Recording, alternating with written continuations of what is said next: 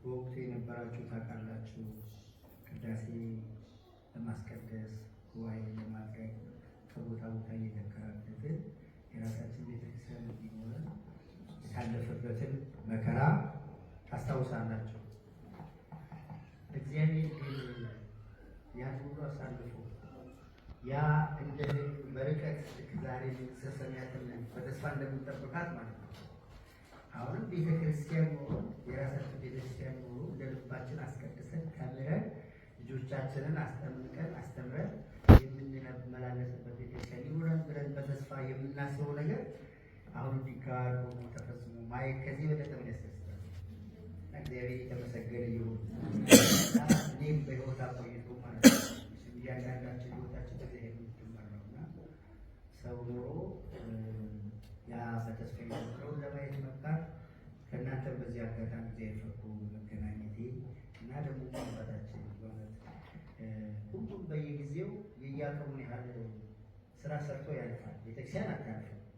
ግን አባቶቻችን በሰሩ ስራ ላይ ነው። ሐዋርያት ባፈሰሱ ደም ላይ ጣሊያን ሄዳችሁ ሮም ቅዱስ ጴጥሮስ ወይ ቅዱስ ጳውሎስ በዛ ዘመን የነበሩ ቅዱሳን አጥንታቸው ከስሰው ደማቸውን አፍሰው ባገለገሉት አገልግሎት ነው ዛሬ እኛው ቆመን የምንሄደው።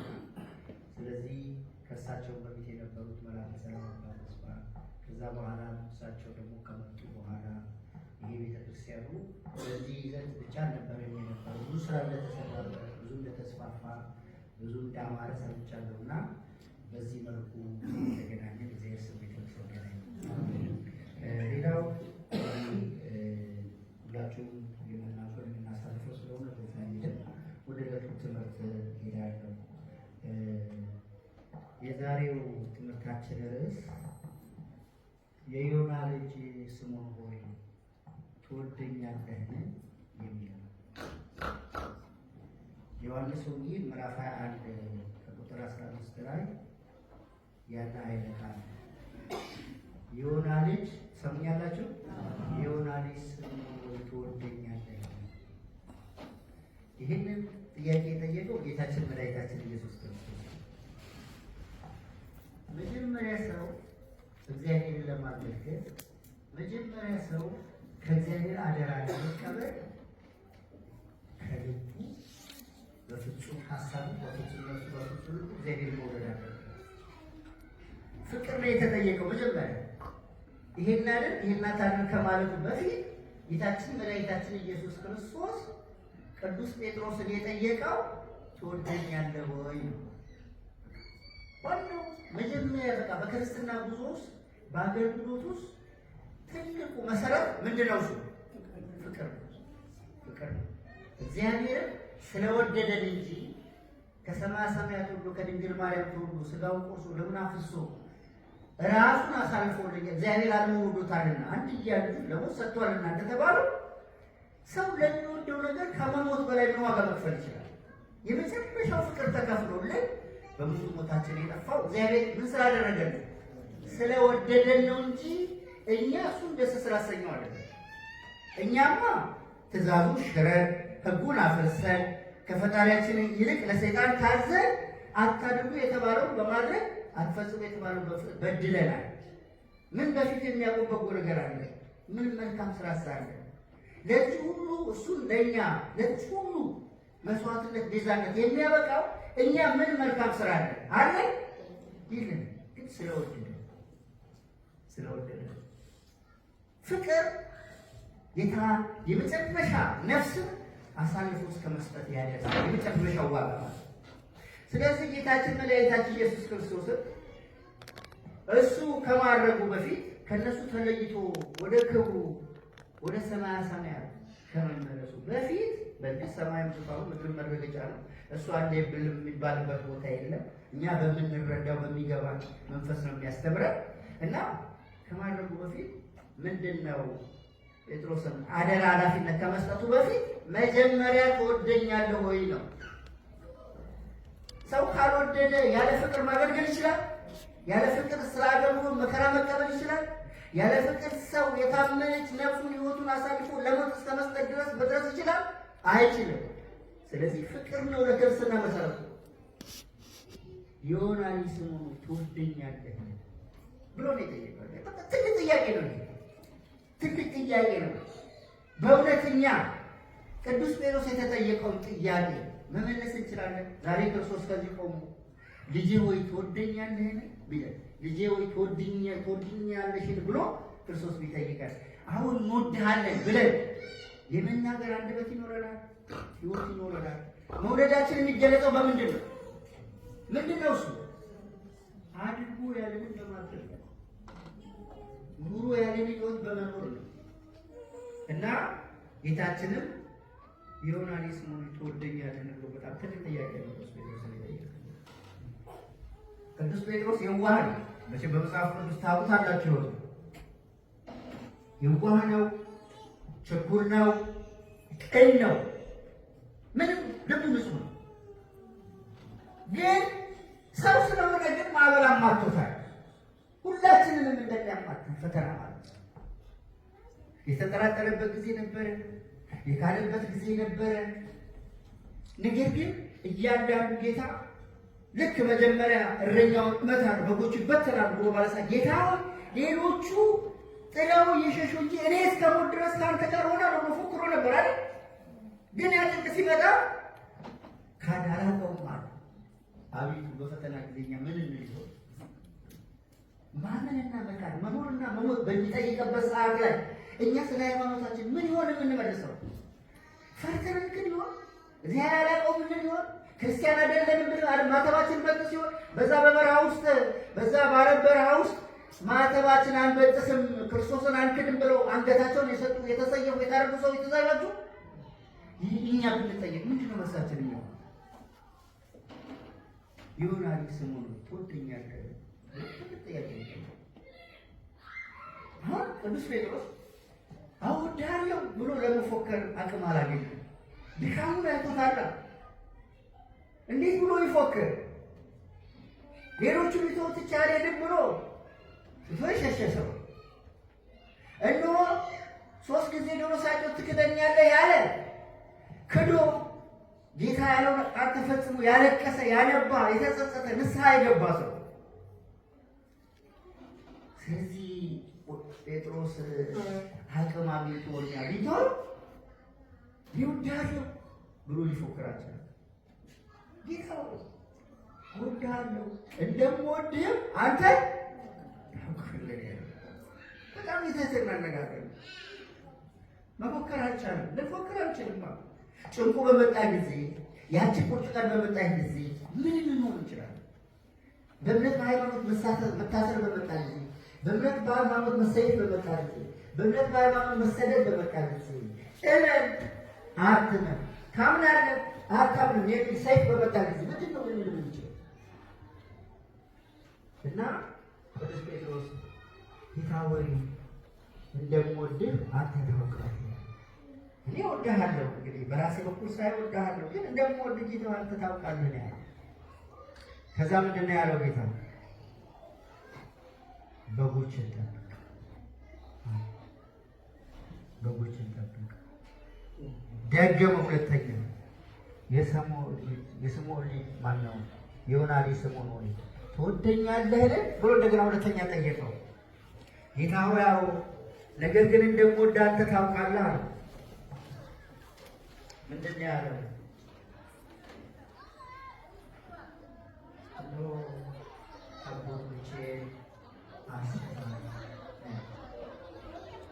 ሶስተኛ መለሰ። የዮና ልጅ ስምዖን ትወደኛለህን አለ። አዎ ጌታ ሆይ እንደምወድህ አንተ ታውቃለህ።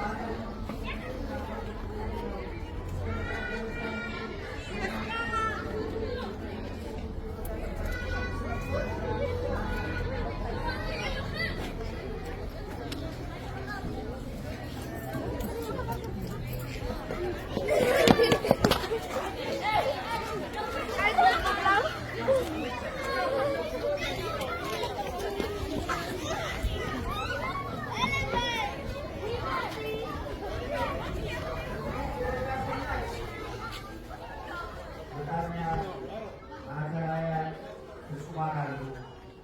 ወጣ ያሉ ገና በማመንና ባለማመን ክርስቲያን በመሆንና ባለመሆን ከኃጢአት መለየትና ባለመለየት መካከል እየወደቁ እየተነሱ ገና ከሥጋ ፈቃድ ጋር ካለ ፍላጎት ጋር የታገሉ ያሉ ግን ከዛ ወጡ ናቸው። እዚህ ገና ወጣ ናቸው። ማዕከላውያን የሚባሉ ደግሞ በተቻለ መጠን ከዛ ወጥተው ግን ፍጹም ለመሆን ደግሞ በሀሳብም ቢሆን በተለያየ ፍላጎትም ቢሆን በተለያየ መንገድ ዓለም ልትፈተናቸው ስጋችን ልትፈተናቸው፣ ነገር ግን ያን ስጋ አሸንፈው ለመኖር ደግሞ ከፍ ብለው የሚታገሉ ቅዱሳን ናቸው። ፍጹማን የሚባሉት ዓለምና ፈቃዷን አሸንፈው ነው። እነሱ ከዚያ የሚባሉ በትላ በጸሎት በተመስጦ በቅድስና የሚኖሩ ናቸው። አጋንንትም ገና ሲያዩአቸው የሚቀጠቀጡ የሚፈሩ የሚያፍሩ። ስለዚህ እስከ ካቢነሳት እስከ መጽወረ ቅዱስ የደረሱ የበቁት ቅዱሳን ናቸው። ፍጹማን የሚባሉ ማለት ነው። እነሱ ዓለምን አሸንፈዋል። ፈቃዷን እንድነስተዋል። ሌሎቹ በጎች የተባሉ ምዕመናን ናቸው። ምዕመናን አባቶች፣ እናቶች፣ እነዚህ የእግዚአብሔር በጎች ናቸው። በጎችን ጠብቅ፣ ስለዚህ አስተምራቸው፣ ከሥጋ ፈቃድ ከዚህ ዓለም ፈተና እንሆ ጠብቃቸው፣ በቃል እግዚአብሔር ቃል እየመገብክ ንስሐ እየሰጠህ ሥጋው ደግሞ ፈትተህ እያቀበልክ እንሆ ጠብቃቸው፣ ከዚህ ዓለም ውድቀት፣ ከዚህ ዓለም መከራ፣ ከዚህ ዓለም ፈተና ጠብቃቸው። በጎችን ጠብቅ የተባለው ምዕመናንን ጠብቅ። በዚህ አምሳል ቤተክርስቲያን ለእያንዳንዳችን ጠባቂ ካህን ሰጥታናለች አይደል? ንስሐ አባት የሌለው አለ? ንስሐ አባት የሌለው ካለ መቼም ያለ ጠባቂ ላው ላይ የተጣለ ነው ማለት ነው። ምዕመናኑ ንስሐ አባት ግድ ነው። አባቶችም ጠብቁ ተብለዋል። እኛም ደግሞ መጠበቅ እንዳለብን ማወቅ መቻል አለብን። ከእረኛዋ ያፈነገጠችና ወደ ዱር የወጣችበት የሚጠብቃት አውሬ መበላት ብቻ ነው። ሌላ ተስፋ መድኃኒት የለም። ሁለተኛው ምንድን ነው ያለው? ጠቦቶችን ጠብቅ ነው። ጠቦት የተባሉ ወጣቶች ናቸው። እነሱ ጋር አሰማራ ነው ያለው። ለየት አድርጎ ለምን? ወጣት የእሳትነት ጊዜ ነው፣ የፈተና ጊዜ ነው፣ የማዕበል ጊዜ ነው። አሁን በሥጋ ባህል ውስጥ ነፋስ፣ እሳት፣ ውሃና አፈር አለ። ስለዚህ ያ የእሳት የሆነው ማዕበል የሚንቀሳቀስበት የሚያናውጠን ለፈተና አሳልፎ የሚሰጠን ሰዓት ወጣትነት ጊዜ፣ ችኩልነት የሚበዛበት፣ ስሜታዊነት የሚበዛበት፣ በየጊዜው ክትትል የሚያስፈልገው ማስተማር፣ መምከር፣ ማዘጋጀት፣ ንስሐ መስጠት የሚያስፈልገው በማዕበል ውስጥ ያለ እኔ ወጣትነት። ስለዚህ እነሱ እንደውም አሰማራቸው፣ በደንቡ እየተከታተል አሰማራቸው ነው የተባለው። ስለዚህ ቤተክርስቲያን ወጣቱን በሰንበት ትምህርት ቤት አደራጅታ መምህር መደባ ሳባ ሰታ የምትንከባከበው ጠቦቶችን አሰማራ ሰጥተዋል ቅዱስ ጴጥሮስ። ከዛ ግልገሎች የተባሉት ሕፃናት ናቸው። ሕፃናት የቃለ ወተት እየጠጡ በእግዚአብሔር እያደጉ ይገባል። እናንተ ወደ ቤተክርስቲያን ስትመጡ ልጆቻችሁን ይዛችኋቸው ልትመጡ ይገባል። አባታችን አቡነ ጎርጎርዮስ በረከታቸው ይደርብንና ወደ ቤተክርስቲያን ስትሄዱ ልጆቻችሁን ይዛችሁ ልትሄዱ፣ መስቀሉን ይሻለው፣ ዕጣኑን ያሽቱ፣ ቀዳሹን ካህን አገልጋዩን እንዲያቆም ይመልከቱ። በዚያ በቤተ መቅደስ ተገኝተው ዕጣኑን ያሽቱ፣ ሥጋው ደግሞ ይቀበሉ፣ ቅዳሴ ጸበል ይጠጡ። እንደዚያ ከሆነ ብዙ ሰዎች በጸጋ በረከት ያድጋሉ። ነገ እናንተ ስታልፉ ከእግዚአብሔር ጋር ስላገናኘችኋቸው እነሱ ይቀጥላሉ። ዛሬ ግን ልጄ ይበርደዋል፣ ልጄ ያሟል ብለን አጉል አሳቢ ተንከባካይ መስለን ቤት ብልኮ ደረበላቸው ብንመጣ ከእግዚአብሔር ሳናገናኝ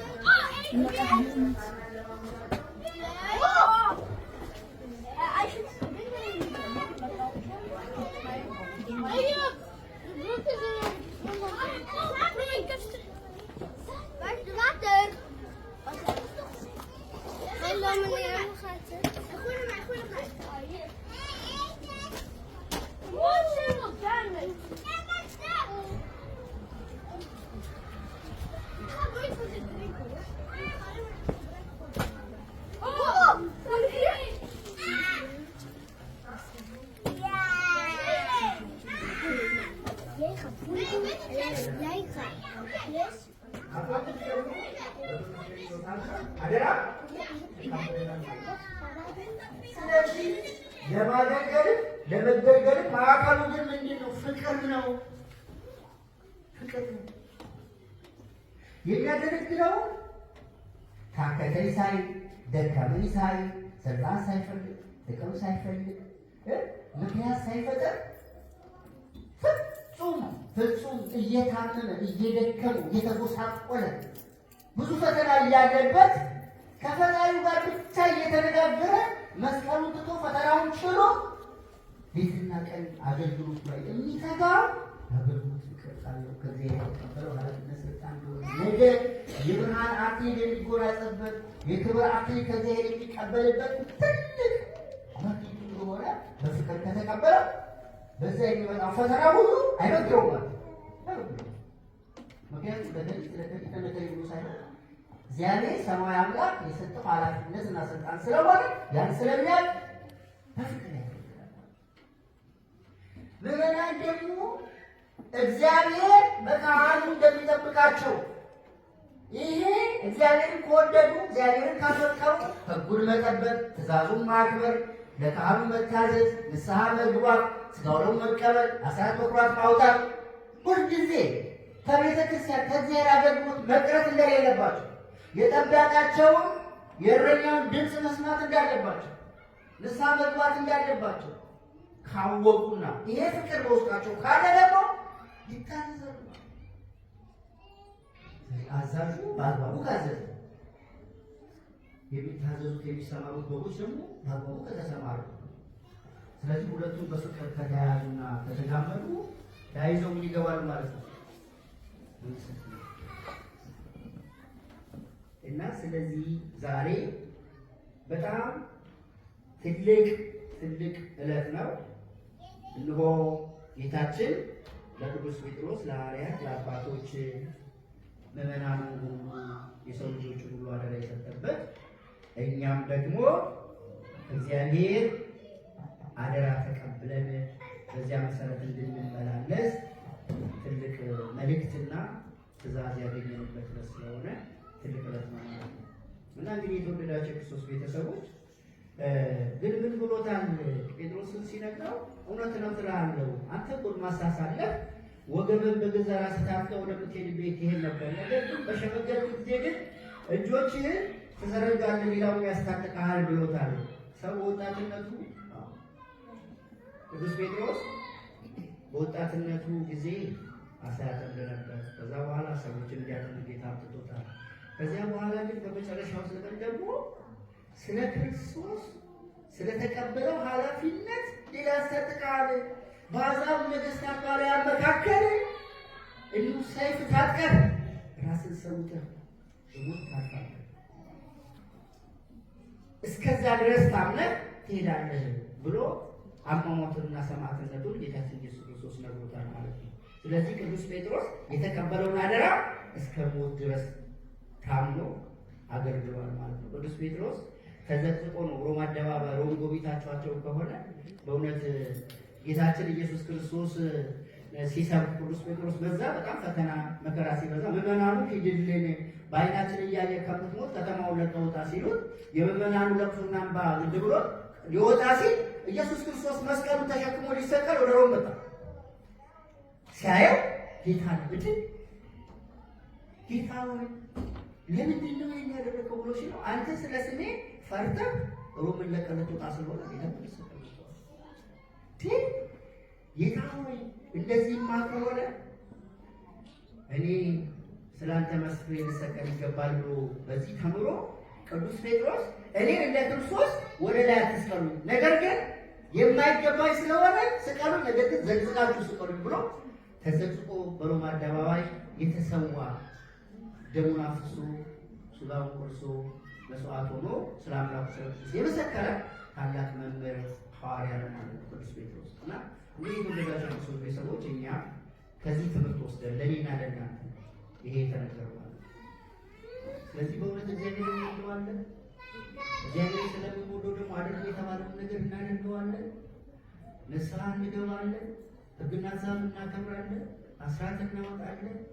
ስለዚህ ለክርስቶስ ሥጋና ደም ተዘጋጅተናል። በፍቅር የተሰዋውን ያን የዘላለም ቤዛ የታረደውን በግ ሥጋ በልተን ደሙን ጠጥተን እንድንድን ነው ክርስቶስ የሞተልን። እያንዳንዳችን በክርስቶስ ደም ተገዝተናል። ክርስቶስ ለእያንዳንዳችን ሞቶልናል። ስለዚህ ያንን ሞት፣ ያንን መስዋዕትነት፣ ያንን ቤዛነት አስበን እያንዳንድ በሥጋ ላይ በሰውነት ላይ ልትወስን አችልም፣ እንደፈቃድ ልታደርግ አችልም። ያንተ ሥጋ ያንተ ሰውነት ክርስቶስ የሞተለት ደሙን ያፈሰሰለት ሥጋውን የቆረሰለት ነው። ስለዚህ በደም ተገዝተሃል። የክርስቶስን ሞት በኃጢአትና በፍጹም ከንቱ አታድርግ። እንደሞተልህ ካወቅ ፍቅሩን ተረዳ፣ በፍቅር ኑር፣ በሃይማኖት ጽና፣ በንስሐ ተመላለስ፣ በሥጋው ደሙ ታደስ ይለናልና ንስሐ ገብተን ሥጋና ደሙ ተቀብለን በክብር ለመኖር እግዚአብሔር ይበቃን ያድርገን።